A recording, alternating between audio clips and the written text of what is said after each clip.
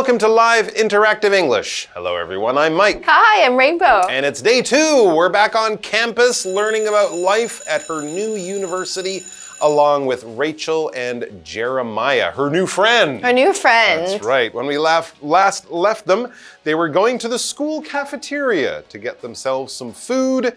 Rachel was getting used to life on campus. I think Jeremiah had been there longer. He seemed to know the way around, right? Maybe she's a freshman in her first year. He might be a sophomore in his second year. We don't know. But anyways, they're new friends and they're kind of a new gang. And so they're spending time and doing stuff on campus, fun stuff, not just studying in the library and taking exams and going to class. No. Fun stuff, the social stuff. So you were talking about going to the university in Hong Kong, how you really liked it. What were some of your favorite things and maybe not so favorite things about life on campus? Not life in Hong Kong, but being on campus at the university. I have to tell you about my favorite club. Okay. Now, you might not feel that way, but back in the day, I was very athletic. So I was actually a part of the rock climbing club. The rock climbing club. And it was very, very beautiful because there was a part on campus where the rock climbing wall was outdoors. Oh, neat. And we would climb up to the very top and we would get to see the sunset. Oh, that's lovely. And I thought that was the most beautiful Wednesday evening activity ever. And I looked forward to it every week. And was it not only fun and healthy and, good for your fitness, was it a good way to make friends? Did you make friends in the club that then just became friends, not just club friends? I had a roommate back then who was a part of the club, so actually I joined with her. Okay, so there you go. It was something for you and your roommate to do that was also good for your physical fitness. Get some exercise, spend some time with your friends, meet new people, and lovely sunsets as well. So that kind of leads in well to the third topic we're looking at in our first dialogue for today about life on campus, joining an extracurricular club. In other words, a school club. Let's find out all about it.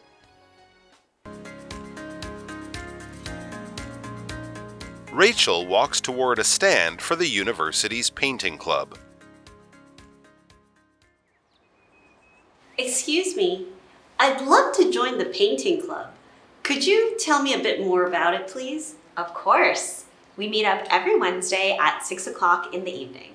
We usually do still life painting, but sometimes we go into the countryside to paint landscapes. That sounds great. However, I don't have much experience. Do you think that will be a problem? Not at all. Our club is filled with people of different abilities and experience levels. That's good to hear. How do I sign up?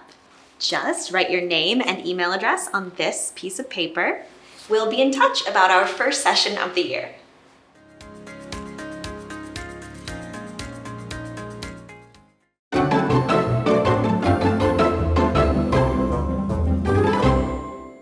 All right, so yes, part 3, joining an extracurricular club. That's a little bit of a scary word there, extracurricular. Basically, it means outside of what you're studying. So when we talk about things at school that are not part of your main classes, your math and science, your education, things like sports, school clubs, volunteering, things you don't get graded on, things that aren't part of graduating, but they're still just for fun. They're for fun, but they're also part of, having a good, well-rounded education, right? Important. My school always wanted us to get good marks, but also play sports, join some clubs, that kind of thing. So this type of thing, you would do it before, after class, you wouldn't get a mark, but it's still part of a school life for the students, extracurricular clubs. Let's look at some of them. We'll get some good examples in our dialogue. Rachel walks toward a stand for the university's painting club. Wow, oh, interesting. So fun. Often in the first week of school, right, all these clubs will have sort of a festival, almost like a club market. And they'll have a little table, like the singing club, the music club, the computer club, the French club, whatever. And you can go around and meet some people, find out the kind of things they do. Some of them charge money, right? So if you don't have the money, you might not join the race car club or something like that. But it's just to kind of find out the things that they offer, and if some of those are interesting to you. So that's what she's doing, shopping around for a club. Excuse me, I'd love to join the painting club. Could you tell me a bit more about it, please? Okay, so the painting club. Now, if Rachel's at that university to study art or something like that, if that is her focus of study, she might not join the painting club, right? It sounds like because she's doing math, she wants something a bit different. So often when you join a club, it's different from what you're mainly studying because, you know, you don't want to do it all the time. And it's nice to try out new things in a very fun, relaxed way. So she might be like, I've never done painting. I think I'll try. Of course, the person from the club says, we meet up every Wednesday at 6 o'clock in the evening. So once a week, in the evening after classes when most students will have free time. They probably wouldn't meet on the weekend, right? Because some students will go home or be busy with stuff. But yeah, often during the school week, after classes, that's when they meet. In the evening like this. We usually, the club member goes on to say, we usually do still life painting, but sometimes we go into the countryside to paint landscapes. Oh, that's so nice. Yeah, they're painting paintings, you know, like you see in a museum and an art gallery. Often when we're talking about paintings, there are three types of typical painting. A still life, things on a table, like a bowl of fruit and a jar of a vase of flowers. You could do landscapes, painting the natural world, the countryside, or of course you can paint portraits like the Mona Lisa, basically a person's face or a person's body or something like that. Those are hard. Still lifes are easier. Countryside or landscape might be in the middle. The countryside is basically the country, not the city. So we're not seeing giant big buildings and busy streets. Like a field with and flowers. Cars and people. We're outside the city. Maybe it's a mountain. Maybe it's a beautiful valley with flowers. Maybe there's a little farmhouse and some cows in the distance. But it's a non-city view that is, of course, hopefully attractive and beautiful as well, because, you know, you want to paint something that looks nice. For example, I'd rather live in the countryside than the city. If you guys have been following us for a while, you've probably also heard the words urban and rural. Urban meaning of the city, rural meaning of the countryside, farmland, forests, mountains. So it would be a rural or a countryside scene. Rachel says, that sounds great. However, I don't have much experience. Do you think that will be a problem? Yeah, I've only ever done finger painting in kindergarten. And I only painted when I was 3 years old. Terrible. Anyways, but the person from the club says, not at all. You don't need experience at all. It will not be a problem at all. Not at all. No problem. Our club is filled with people of different abilities and experience levels. In other words, we have lots of terrible, terrible artists. Why don't you join us? That's good to hear. At least I'm not the worst one. How do I sign up? So she's interested. She is. She wants to do it now. She's going to take the plunge, take a chance, and join the club. So yes, how do I become a member? Ooh, it's really tough. Just write your name and email address on this piece of paper. Oh, that's really easy. Yeah. That's super, super easy. Yeah, so write your name down, your email, we'll send you all the information. That's about it. She'll probably have to buy a few things, maybe some paints and brushes and stuff. But, you know, pretty simple. We'll be in touch about our first session of the year. So really, this is just signing up for the club. You're going to go to the meeting later on. Then you'll find out much more about it, meet all the people in the club and all that. But at least now she's picked her club. And the good news is sometimes they might get too full, right? Yeah. Sometimes they might have too many students, but this one is great. So she is now officially a member of the painting club. Okay. And we are officially at our break. So let's go and do that. Then we'll be back. Back soon.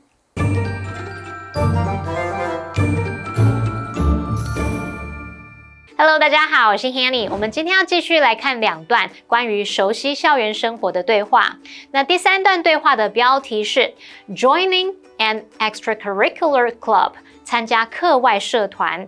那么这个形容词 extracurricular， 它是形容课外的。Mike 老师在讲到课外活动时，他有提到多方面的教育学习。那老师用到一个形容词是well-rounded. Well 连字号 R-O-U-N-D-E-D. Well-rounded 可以形容全面的、多方面的。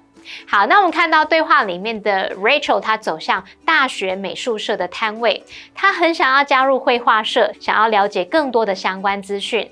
那边的美术社社员告诉她，他们每周三晚上6点会聚会，那通常是会画静物，可是有时候呢，也会到乡间来画风景画。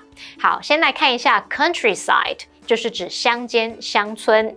landscape 可以指风景画，那它也可以指这个路上的风景、自然景色。好，那除了这个静物画、风景画 ，Mike 老师还有提到肖像画。那他说的 portrait，P-O-R-T-R-A-I-T，portrait 表示肖像、画像。如果我们说 self-portrait， 就可以表达自画像。好，那么对话里面的 Rachel 接着说，她没有什么经验。那这个美术社社员告诉她，这完全不是问题。他们社团有很多不同能力和经验水准的人。最后 Rachel 询问了报名方式，她可能就是决定要尝试看看了。Mike 老师刚刚有用到 take the plunge， 它可以表达决定冒险尝试，采取断然行动。那这个 plunge 是拼作 P-L-U-N-G-E，plunge 当名词，它可以指跳入、骤降或者是暴跌的意思。好，这边一个重点，我们进入文法时间。好，这边我们来整理 sign up 的相关用法。片语动词 sign up， 它可以当及物或者是不及物用。首先来看，当不及物用的时候，它表示签约或是报名参加。我们常常会用 sign up for something 来表达注册、报名参加什么什么，像是参加课程啊、组织、团体等等。我们造2个例句 ：I just signed up for swimming classes。我刚刚报名了游泳课程。He's going to sign up with another team. 他将会跟另一支球队签约。在我们看到 sign up 当及物用的时候，表示替某人报名或者是签约雇用某人。这时候可以用到 sign somebody up 或者是 sign up somebody 来表达为某人报名参加，让某人加入某活动的意思。好，一样看2个例句哦。The record label signed the band up last year. 唱片公司去年签下那个乐团。还有像如果你朋友分享一个超棒的这种7天6夜旅行团，这时候你觉得很棒，然后你可以回答说 That sounds awesome, sign me up. 听起来超棒的，帮我报名吧。好，接回到课文中。Rachel goes into the International Student Support Office. Hi there. What can I help you with? Hi, I'm Rachel. I'm an international student from Taiwan. Can you tell me about the student insurance plan? Hello, Rachel. Welcome to the U.S. Our international student insurance plan covers medical expenses, emergencies, and other services. Great. How do I get it? You simply need to fill out a form and pay an initial fee. We can guide you through the whole process. If you come to this office on Monday, we can start the ball rolling. Thanks so much.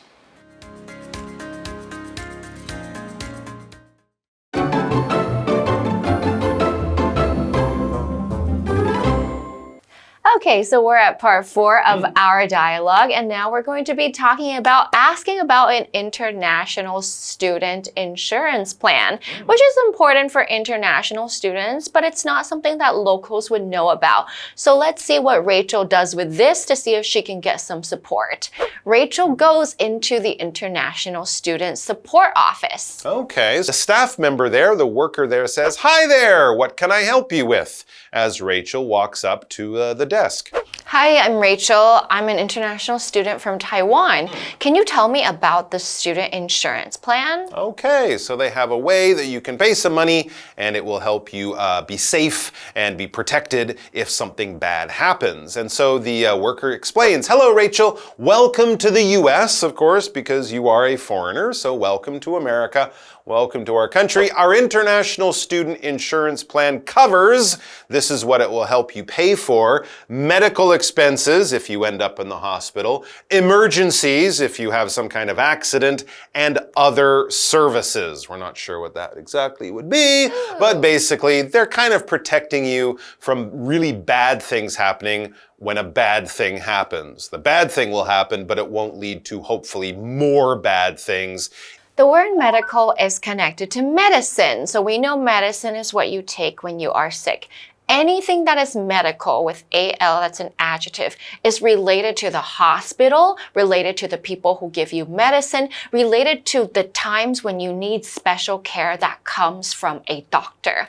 The doctor gave me medical advice. This is advice that I cannot get from the internet. I need a special professional whose job it is to advise me about the problem with my body. So if you are in America, any sort of medical advice, you want to go to a doctor, pharmacist, a professional, but it's good to have insurance because it's kind of hard to access these types of people, especially in a time of emergency. That's right. A lot of Americans have their own insurance, but as a foreigner, you would not be covered, so it's good to pay more and have your own because you want to avoid big troubles when you have small troubles, maybe like an emergency. An emergency is trouble that happens all of a sudden. You didn't really see it coming. You fall down, you get hurt, you fall off your bike, you crash your car, your apartment catches on fire. Who knows, your bicycle gets stolen so you can't get to school anymore. You know, things like that. It's not just about your body and being hurt, although it often is. It could be other things. You might say, oh, there's an emergency. My grandmother in Kaohsiung is sick. I have to rush to the hospital. So that could also be an emergency. 911, right? Things suddenly got really bad and you need help and you want to get through this kind of disaster that's happening in your life. For example, I need to go to the hospital. It's an emergency. It's serious. I feel really bad really quickly. I have to go now. And I need to see a doctor really, really soon. That's when it would be an emergency. So the worker there says, no, sorry, Rachel, I should say, says to the worker. Great. How do I get it? How do I get this student insurance plan for international students? There you go. And it covers a lot of things. It will help protect her and give her money in a lot of emergency situations. So it's very useful. And how do you do it? You simply need to fill out a form and pay an initial fee. So you'll probably be filling out many forms in your first weeks at university. Totally. Signing up for different things, getting your library card, you know, all that kind of stuff. Anyways, so this is another form. We need your personal information, right? Your name, your passport number, phone number, email, that kind of thing, and pay an initial fee. They'll charge you more money later, but first, just to get the paperwork going, they have to charge you a little bit now, and that will lead you to more meetings, more decisions, and then more money later. We can guide you through the whole process. We can tell you how to do it. Many students come. We want to get them in, get them out, not waste anyone's time. So they will help you. If you come to this office on Monday, we can start the ball rolling. That doesn't mean they're going to be bowling or playing soccer, not a rolling ball. When we say start the ball rolling, we kind of mean begin the process, take the first steps in all of the things that we have to do. In other words, you're pushing that ball and it rolls, and then eventually it will start to roll on its own, but you have to start sometime. Yeah, we can also say get the ball rolling. Get the ball rolling. So Rachel is happy. She says, thanks so much. She's very happy that this process doesn't sound like it's too difficult. A process is something that requires step 1, step 2, step 3. We cannot just jump to the end. We have to fill out the form, wait for the application, wait to hear a call, and then come back. So anything that involves a process takes some time and needs to be very clear and very specific. Applying for a job is a long process. We have to send in the resume, we have to get the interview, we maybe interview a second time, we maybe have to send in more information or educational information and details before we know whether we get the job or not. So it takes some time and some effort to go through. But in this case, Rachel is able to get someone to help her with the insurance application process, which is always really good for new students on campus. Absolutely. So it sounds like with these 4 dialogues, she's got a friend, she knows where to get food, she's going to be painting, and in case she accidentally sticks a paintbrush in her eye, I don't know, she'll be protected from accidents. Yeah. So this is all good. She hasn't gone to class yet. No, but it's good because she needs to learn about all this stuff beforehand so she doesn't get stressed out later. There you go. She will have a full and active life on campus, and hopefully nothing bad will happen. Take care of yourself, guys. If you're off to school, good luck, be brave, get out there, experience it. It's a very something new. Special experience. Thanks for joining us. We'll see you soon. Bye-bye. Bye.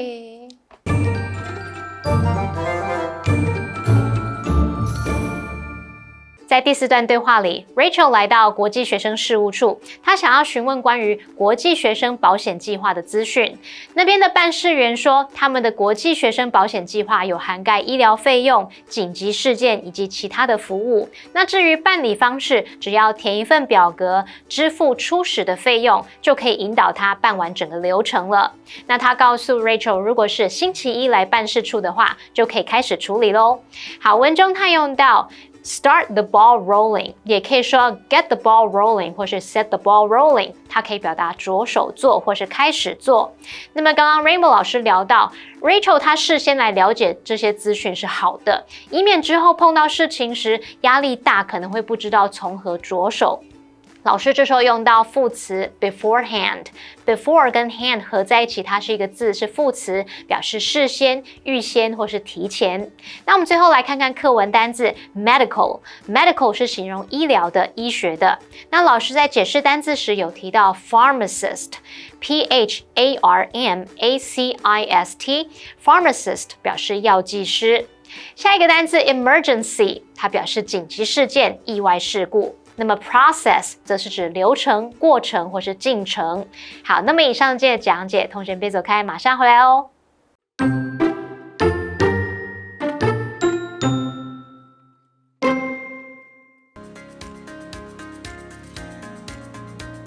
Rachel walks toward a stand for the university's painting club. Excuse me, I'd love to join the painting club. Could you tell me a bit more about it, please? Of course. We meet up every Wednesday at 6 o'clock in the evening. We usually do still life painting, but sometimes we go into the countryside to paint landscapes. That sounds great. However, I don't have much experience. Do you think that will be a problem? Not at all. Our club is filled with people of different abilities and experience levels. That's good to hear. How do I sign up? Just write your name and email address on this piece of paper. We'll be in touch about our first session of the year.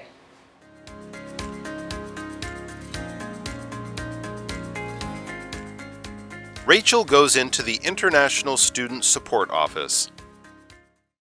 Hi there. What can I help you with?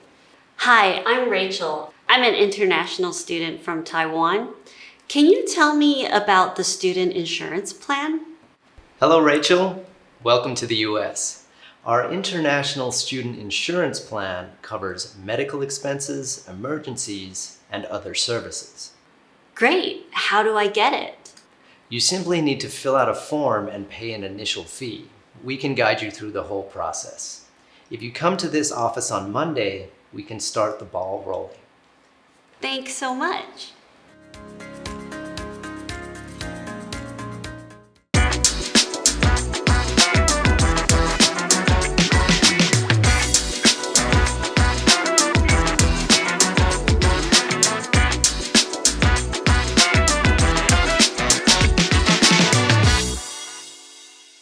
Hey, it's KiWi on the street. I'm Kiki. And I'm Winnie. Winnie, guess what? What? Shane was challenging me to basketball the other day because he thinks I can't play, but I told him, bring it on. Bring what on? Bring it on. Bring on the game. I accept his challenge. Oh. So we are gonna go one-on-one and play basketball. Shane, you better watch out and you better work on your phrases. Hey, let's work on some phrases today. The first one is 给予许可. Which one do you think?